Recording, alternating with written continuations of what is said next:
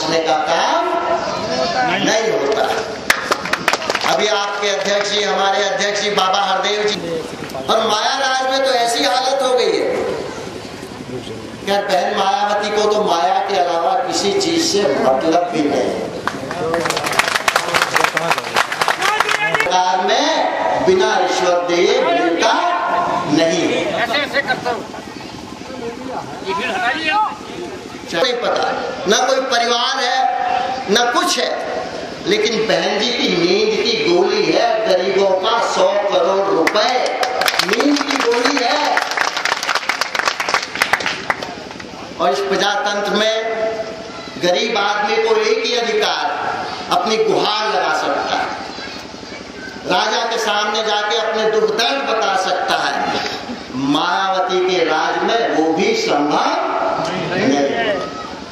मायावती जी अलीगढ़ गई, एक महिला उनकी कार के सामने लेट गई कि आपके मंत्री ने मेरे हस्बैंड की हत्या करा दी है।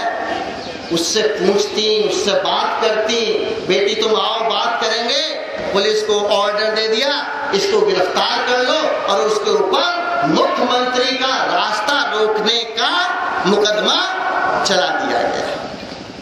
तो जब जनता गुहार भी नहीं लगा सकती, उस प्रजातंत्र का क्या मतलब? न जनता से मिलती है, न मंत्रियों से मिलती है, पैसा पैसा पैसा। आपको मालूम है 2 सीएमओ का मर्डर हुआ था, पढ़ा हुआ अखबारों में, और उनके मर्डर के आरोप में जिसको, क्योंकि अगले दिन वो कोर्ट में जाने वाला था, बहन मायावती को डर लगा अगर इसने कोर्ट में कुछ कह दिया तो मैं बचने वाली नहीं। और क्या मामला था?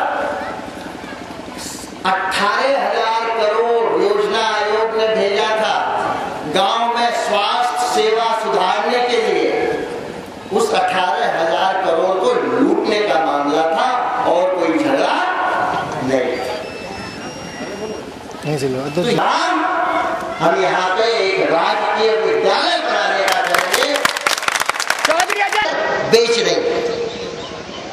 क्यों ना ये जमीन जो ये काम है, क्यों ना ये बुंदेलखंड में हो सकता है?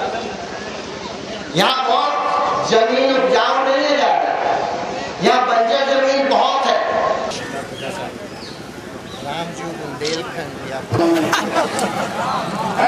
उत्तर प्रदेश में भी बहन मायावती के खिलाफ सीबीआई ने इजाजत मांगी थी गवर्नर से।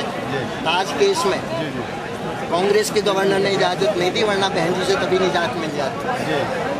तो एक तो ये सैंक्शन लेने के काम खत्म कर।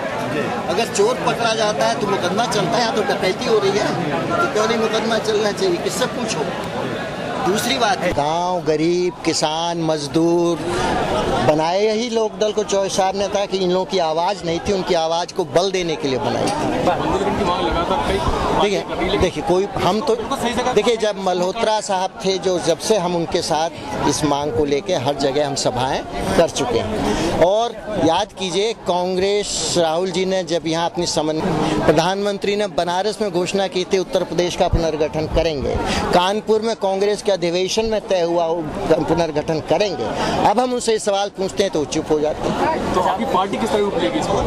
अब हम देखिए, आंदोलन चला सकते हैं, जनता को जागरूक कर सकते हैं, और जब राजनीतिक परिस्थितियां अनुकूल बनेंगी तो फिर लोकसभा में बिल लाएंगे। आपकी जानकारी में इसने किसानों की जो बराबर आत्महत्या का जो प्रकरण चल रहा है, ये आपके बराबर जानकारी रहा है, तो इसके लिए आप लोगों ने क्या बीच में मांगे आप लोगों ने जारी नहीं की? विधानसभा में भी सवाल उठाते हैं, लोकसभा में भी सवाल उठाते हैं, लेकिन आजकल सरकारें गूंगी और बहरी हो गई।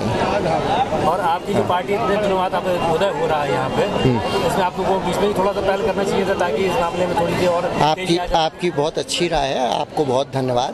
अब थोड़ी देर हो गई, इसलिए आप जोर से मदद कर दो तो जल्दी उठ खड़ी हो। बिल्कुल करेंगे, उससे ऐसा कोई दिक्कत नहीं। बीच में बहुत सारी गड़बड़ियाँ हुई यूपी में हमारी सरकार, अब जो आप जनता के बीच में जाएंगे तो क्या मुद्दे हैं? देखिए, मुद्दा तो सीधी बात है, एक ईमानदार सरकार। सारी समस्या आप गरीब आदमी समझ रहे हैं, भ्रष्टाचार। योजनाएं बहुत हैं, चाहे सरकार प्रदेश की हो चाहे केंद्र।